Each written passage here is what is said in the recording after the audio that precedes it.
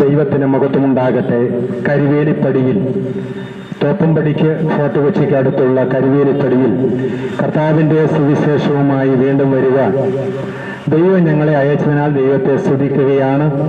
വിധങ്ങളായ പ്രതികൂലത്തിന്റെ വാർത്തകളെല്ലാം നാം ദിനംതോറും കേൾക്കുമ്പോൾ നമ്മളെ സഹായിക്കാൻ കഴിവുള്ള, നമ്മളെ രക്ഷിക്കാൻ കഴിവുള്ള, നമ്മളെ ഓർക്കുന്ന, നമ്മുടെ വേദനയിൽ കൂടിയിരിക്കുന്ന ദൈവത്തെക്കുറിച്ച് ഇന്ന് ഏതാനും മിനിറ്റുകൾ നിങ്ങളുമായി പങ്കുവെച്ച് പ്രാർത്ഥിക്കുവാൻ സ്വർഗത്തിലെ ദൈവം ഞങ്ങളെ അയച്ചതിനാൽ ദൈവത്തെ സ്തുതിക്കുക. ബൈബിളിലേക്ക് വരുമ്പോൾ ഇപ്രകാരം നമുക്ക് കാണുവാൻ പറ്റും. 12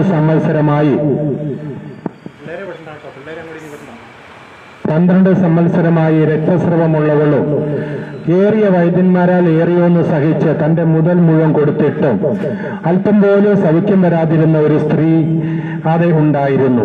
അവൾ യേശുവിനെ കുറിച്ച് കേട്ടു. യേശുവിനെ കുറിച്ച് കേട്ടപ്പോൾ അവൾ യേശുവിന്റെ അടുക്കൽ പോകുവാൻ തീരുമാനമെടുത്തു. വചനം പറയുന്നത് അവളുടെ ശരീരം മുഴുവനും വളരെ നിർജീവമായിരുന്നു. അനവധി മരുന്നുകൾ അവൾ കഴിച്ചു. അവൾക്ക് സൗഖ്യമില്ലായിരുന്നു.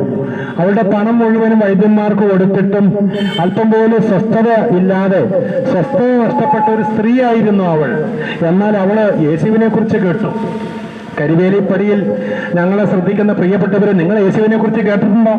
നിങ്ങൾക്ക് യേശുവിനെ അറിയാവോ? എന്റെ ദൈവമേ, ആ സ്ത്രീ യേശുവിനെ കുറിച്ച് കേട്ടു. അത് അവളുടെ ജീവിതത്തിൽ ഒരു വ്യത്യാസമായി.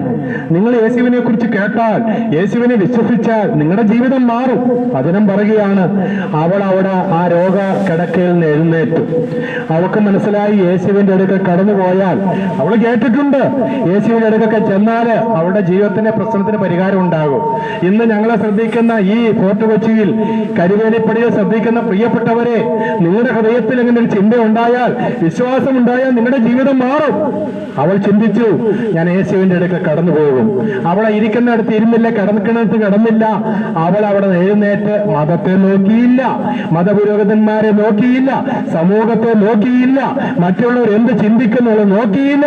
അവൾ യേശുവിനെ തേടി കടന്നുപോയി. അവള് ചിന്തിച്ചു, അവൾ പറഞ്ഞു, യേശുവിന്റെ വസ്ത്രത്തിന്റെ തൊങ്ങല്ലെങ്കിലും തൊട്ടാൽ എനിക്ക് സൗഖ്യം വരും, എനിക്ക് വിടുതലുണ്ടാകും, എന്റെ പ്രശ്നത്തിന് പരിഹാരം വരുമെന്ന് അവൾ വിശ്വസിച്ചു.